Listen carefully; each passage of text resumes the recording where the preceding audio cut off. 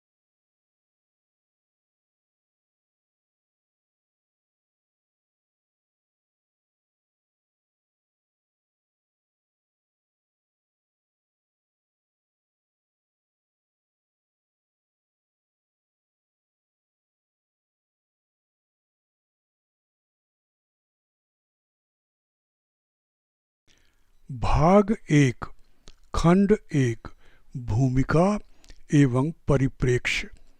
भूमिका। म्यांमार अर्थात बर्मा विश्व के उन गिने चुने देशों में से एक है जहां स्थविरवाद, पाली में थेरवाद, बौद्ध धर्म अभी भी अपने मूल रूप में जीवित है। बर्मा के भिक्षु, पाली में भिक्खु, थेरवादी बौद्ध शिक्षण के संरक्षण के लिए हर संभव प्रयास करते हैं। बुद्ध की शिक्षा मुख्य रूप से मन एवं शरीर के बीच के संबंधों के विषय में है तथा इस विषय में है कि मनुष्य का मस्तिष्क किस प्रकार काम करता है। जब से बुद्ध ने मन एवं पदार्थ के पूर्ण सत्य को समझने में अग्रणी मार्ग की खोज की, तब से मानव मन का स्वभाव नहीं बदला है। यह परम वास्तविकता तथा इसे आत्मसात करने के लिए अग्रणी साधना अभी भी वही है और सदैव वैसी ही बनी रहेगी, चाहे कोई भी आर्थिक या सामाजिक परिस्थिति क्यों न हो। अतः वे लोग जो बुद्ध की शिक्षा को व्यवहार में लाते हैं, वे स्वयं इस परम सत्य तक पहुंच सकते हैं। शिक्षण की आधारशिला के 4 आर्य सत्य हैं। 1. यह सत्य कि सभी संस्कार, पाली में संखार, अर्थात भौतिक एवं मानसिक अनुबंधित घटनाएं दुख अर्थात असंतोषजनक हैं। 2. यह सत्य कि इसके पीछे कोई कारण है। 3. यह सत्य कि इस दुख का अंत भी है तथा 4. यह सत्य कि इस दुख का अंत करने के लिए एक अग्रणी मार्ग है। दुख का अंत करने वाला मार्ग अष्टांगिक आर्य मार्ग कहलाता है, जो 8 भागों में विभाजित है और जिन्हें 3 प्रशिक्षणों के अंतर्गत वर्गीकृत किया जाता है। शील, पाली में सील अर्थात नैतिकता, समाधि अर्थात शांतिपूर्ण मन पर नियंत्रण या चित्त एकाग्रता तथा प्रज्ञा पाली में पय्या अर्थात अंतर्दृष्टि या विवेक।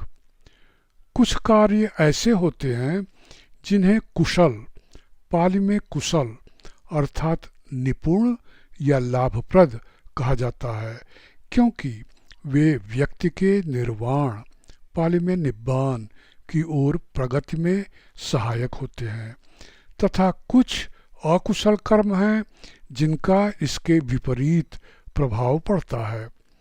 कर्म पाली में कर्म के विधान के अनुसार वे सभी कार्य जो लोभ, घृणा तथा अज्ञानता पर आधारित होते हैं वे अकुशल होते हैं।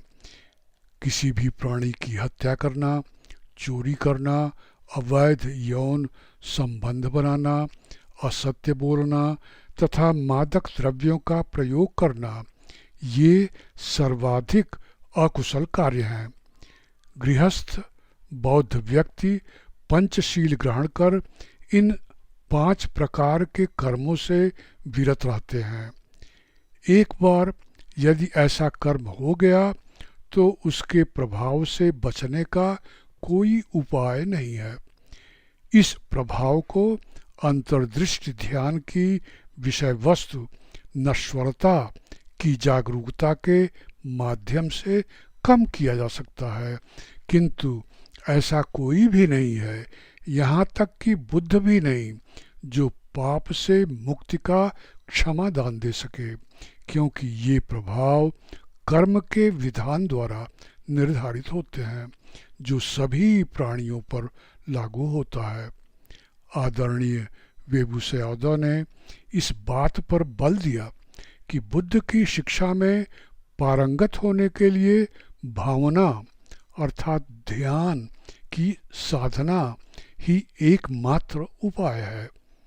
ऐसी मान्यता है कि आदरणीय वेबुसयादा एक अरहत थे, अर्थात ऐसे व्यक्ति जिन्होंने 4 आर्य सत्यों को व्यावहारिक रूप से पूर्ण रूपेण समझ लिया था तथा जिन्होंने दुख का अंत प्राप्त कर लिया था। आदरणीय वेबुसयादा द्वारा सिखाई गई ध्यान की विधि धर्म ग्रंथों में समाधि या चित्त एकाग्रता के विकास के लिए वर्णित 40 तकनीकों में से एक है। इसे आनापानसति कहा जाता है तथा इसमें यह आवश्यक है कि साधक को इन 3 बातों की जानकारी रहे। 1 कि वह श्वास अंदर ले रहा है जब वह श्वास अंदर ले रहा हो। 2 कि वह श्वास बाहर छोड़ रहा है जब वह श्वास बाहर छोड़ रहा हो, तथा 3 जब जब वह श्वास लेता या छोड़ता है तो उस स्थान बिंदु या नासिका रंध्रों अर्थात नथुनों के क्षेत्र की जानकारी जहाँ वायु का प्रवाह स्पर्श करता है। विशुद्धि मार्ग में आचार्य बुद्धघोष आनापान भावना की 16 विधियों या सोपानों का वर्णन करते हैं। यहाँ हम बता दें कि आनापानसति के लिए डॉक्टर तपस्या उपाध्याय द्वारा हिंदी में अनुदित बौद्ध भारती वाराणसी द्वारा प्रकाशित बुद्धघोष द्वारा विरचित विशुद्धिमग्गों के 2य भाग 8म परिच्छेद पृष्ठ 75 देख सकते हैं। किंतु आदरणीय वेबुसयादा अपने शिष्यों को स्मरण कराते रहे कि उन्हें उन सभी के बारे में जानने की आवश्यकता नहीं है। वास्तव में उनके लिए केवल आश्वास एवं प्रश्वास की वास्तविकता की जानकारी ही पर्याप्त है। यद्यपि आनापान समथ पाली में समथ अर्थात मानसिक शांति, समाधि अर्थात चित्त एकाग्रता तथा ध्यान पाली में ध्यान अर्थात तल्लीनता विकसित करने की एक विधा है। आदरणीय वेबुसयादा का कहना है कि जब चित्त एकाग्रता एक पर्याप्त स्तर तक पहुंच जाती है, तब साधक स्वतः ही अनित्य, पाली में अनिच्छ, दुख एवं अनात्म, पाली में अनात्ता, प्रकृति के इन तीन लक्षणों में अंतर्दृष्टि लाभ प्राप्त करता है, यदि इनको पहचानने के लिए उसका दिमाग खुला हो। यहाँ हम बता दें कि पाली में अनिच्छा, अनिच्छ का बहुवचन होता है। रोमन लिपि में अनिच्छ की वर्तनी अर्थात अक्षर विन्यास या स्पेलिंग ANICCA होने के कारण पाश्चात्य देशों के लोग अनिच्छ का उच्चारण बहुधा अनिच्छा करते हैं तथा बर्मी लोग अनिस्सा करते हैं। अनिच्छ का अर्थ है नश्वरता, अस्थिरता या परिवर्तन, जो सभी संस्कारों, पाली में संखारों अर्थात अनुबंधित प्रक्रियाओं की विशेषता है, चाहे वे शारीरिक हों या मानसिक।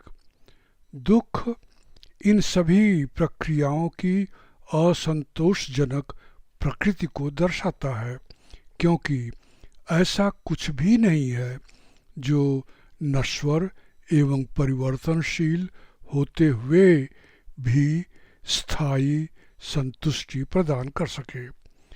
अनात्ता का अर्थ है अनात्म, आत्मरहित या सारहीनता, तथा यह सभी प्रक्रियाओं के विषय में है, चाहे वे अनुबंधित हों या अननुबंधित, संस्कारित या असंस्कारित।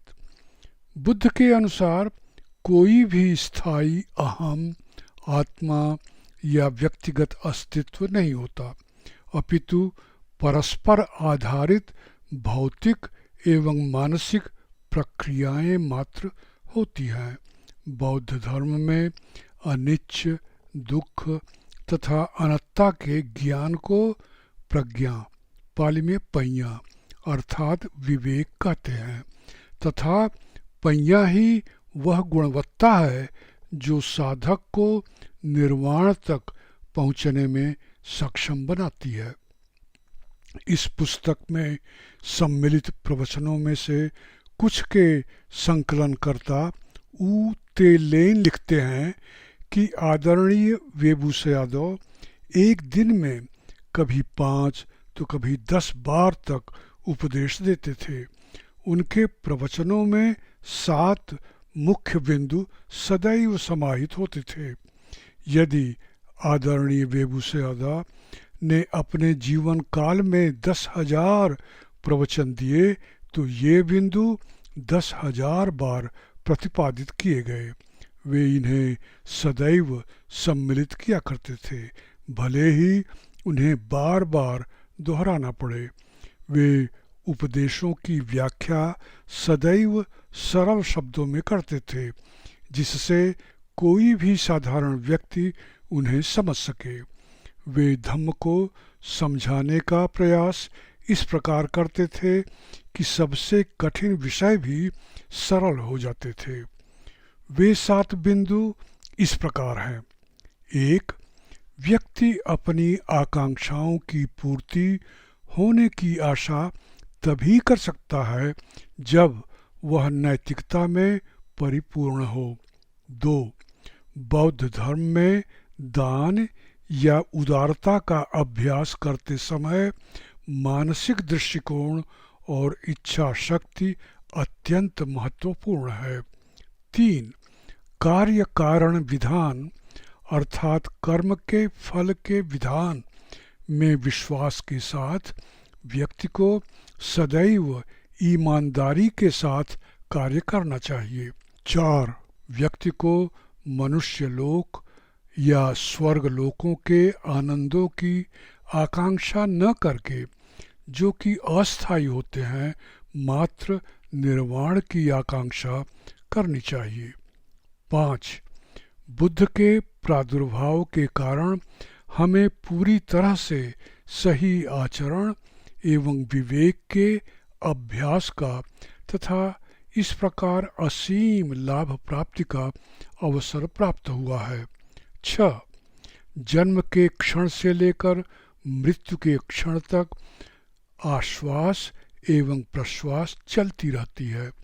प्रत्येक व्यक्ति के लिए यह समझना सरल है। जब हम श्वास अंदर लेते हैं या बाहर छोड़ते हैं तो प्रत्येक बार श्वास नाक के निकट स्पर्श करती है। जब वह स्पर्श करे तो हर बार हमें इसका पता होना चाहिए। और 7.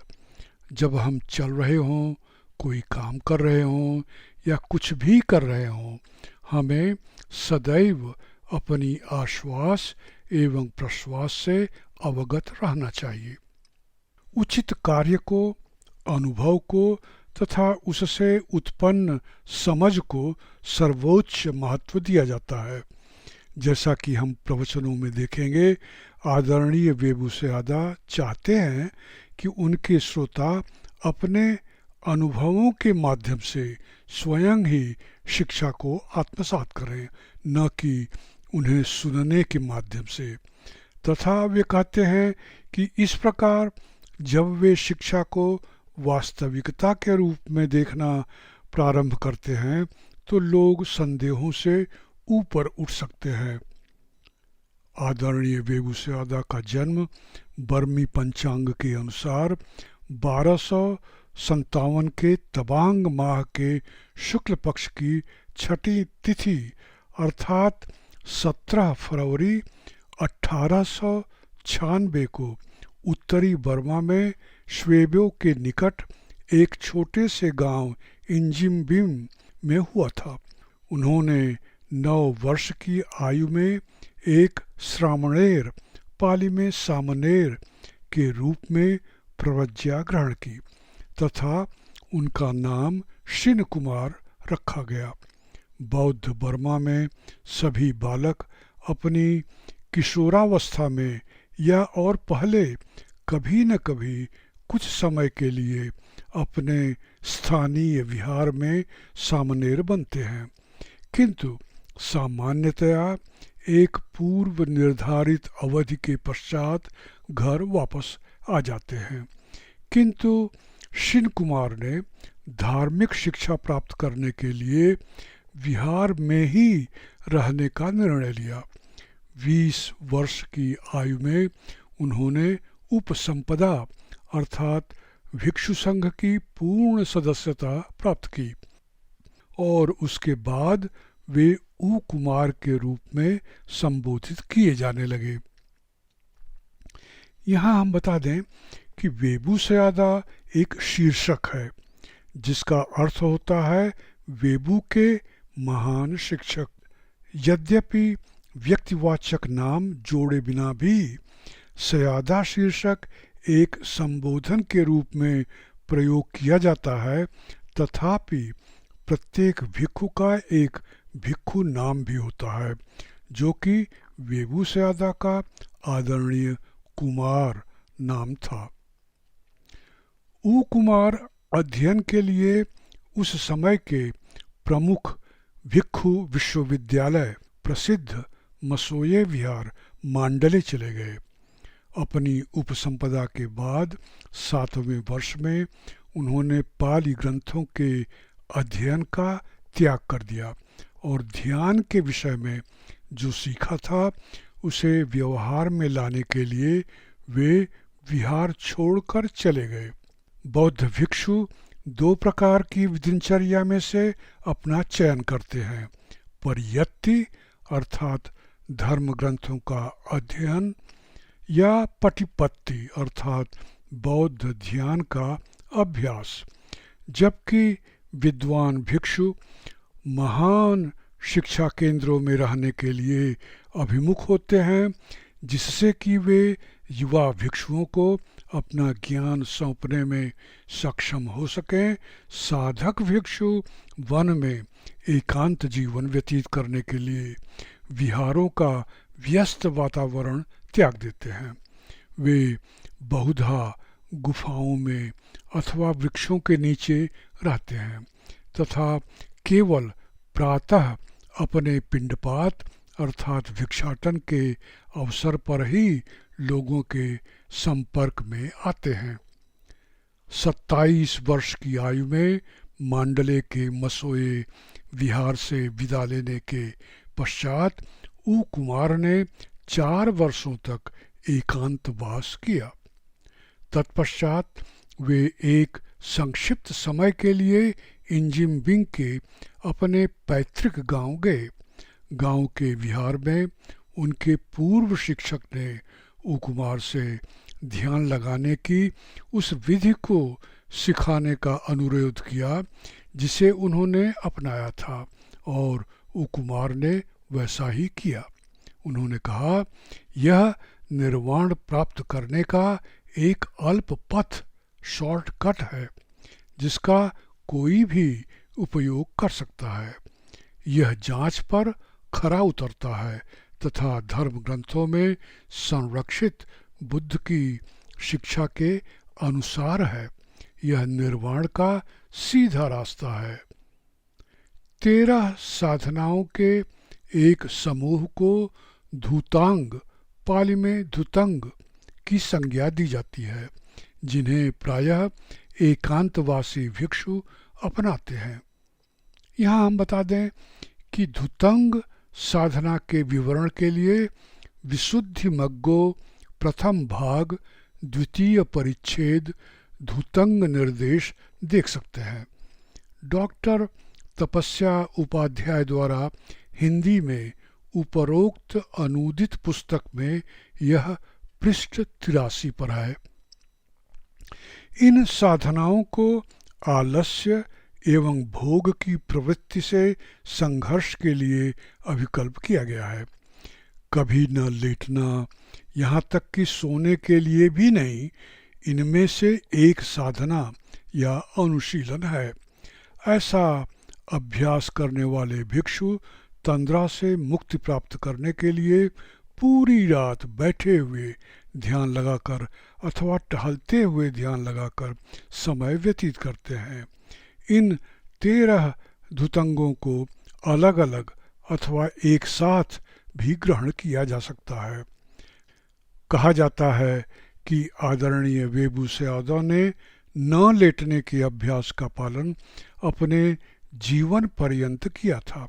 उन्होंने यही शिक्षा दी कि न केवल सांसारिक उपक्रमों में अपितु ध्यान साधना में भी प्रयास ही सफलता की कुंजी है और कि नींद में समय व्यतीत करना समय व्यर्थ करना है। उनके एक शिष्य ने मुझे बताया कि जब वे आदरणीय वेबुसयादा के अंतर्गत उपसंपदा ग्रहण कर रहे थे तो उनके पास चतुर प्रत्यय, पाली में चतुपच्चय अर्थात भिक्षुओं की आवश्यक वस्तुओं के साथ एक मच्छरदानी और एक तकिया भी थी। आदरणीय वेबुसयादा ने इनकी तरफ इशारा करते हुए पूछा कि ये सब क्या है। उन्होंने कहा, भंते, एक तकिया और एक मच्छरदानी। तो सयादा ने पूछा, क्या ये भी भिक्षुओं की आवश्यक वस्तुओं के अंतर्गत आते हैं? तो नवदीक्षित भिक्षु ने उत्तर दिया, नहीं भंते, और उन विलासता की वस्तुओं को वापस अपने परिवार को दे देने का निर्णय लिया। यहाँ हम बता दें कि भिक्षु के लिए आवश्यक वस्तुओं में चीवर, पिंडपात अर्थात भोजन, आवास तथा औषधि वर्णित हैं। आदरणीय वेबुसयादा ने भारतवर्ष एवं श्रीलंका के बौद्ध तीर्थ स्थानों की तीर्थ यात्रा की। 26 जून 1977 को उनके पैतृक गांव इंजिंगबिंग के साधना केंद्र में उनका निधन हुआ। परिप्रेक्ष्य। इनमें से अधिकांश प्रवचन आदरणीय वेबुसैदा की दक्षिणी बर्मा में यात्रा के समय विशाल दर्शक समूहों के समक्ष दिए गए थे। आदरणीय वेबुसैदा को प्रत्युत्तर देने वाले व्यक्ति उनके समीप अगली पंक्ति में बैठे गृहस्थ जन थे। कुछ प्रवचन ऊ ते लेन द्वारा संकलित एवं प्रस्तावित तथा म्यांमार के धार्मिक मामलों के मंत्रालय द्वारा प्रकाशित संग्रह से अनुदित किए गए हैं। अन्य प्रवचन टेप अर्थात ध्वनि संग्रह से श्री रॉजर बिशॉफ द्वारा लिखित रूप में परिवर्तित कर और फिर अंग्रेजी में अनुदित किए गए हैं। चूँकि ये प्रवचन बिना तैयारी के दिए गए थे, इनमें काफ़ी पुनरावृत्ति है, अतः इन्हें थोड़ा संपादित किया गया है जिससे कि पढ़ने में सरलता हो। यद्यपि इस बात का भी ध्यान रखा गया है कि केवल वही भाग संपादित किए जाएं जहां स्पष्ट पुनरावृत्ति हुई हो तथा जो मात्र वाक्पटुता के लिए हो।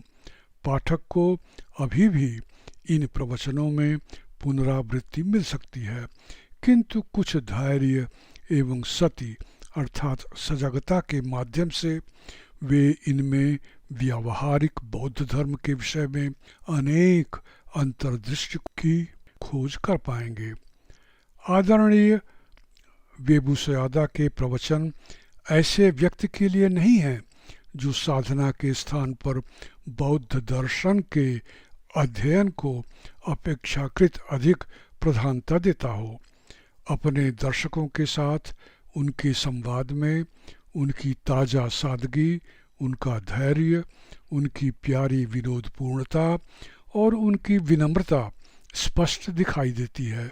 इसके अतिरिक्त आजकल बर्मा में बौद्ध धर्म का पालन कैसे होता है, इसकी भी एक झलक हमें दर्शक दीर्घा के लोगों के कथनों में मिलती है।